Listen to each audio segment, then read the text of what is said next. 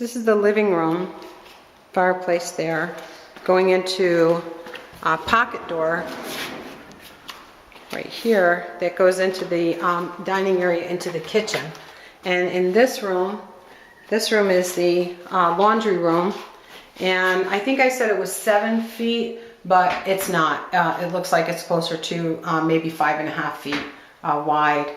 But washer and dryer, there is a utility sink, there's some cabinets, and there is like a little desk area. Here is the,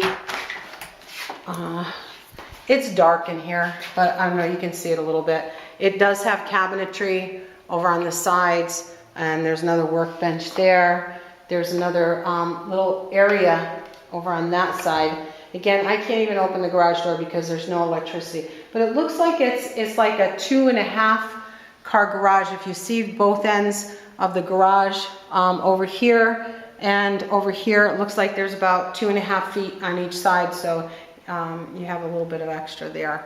Let's see if I can get the camera to do anything. Nope.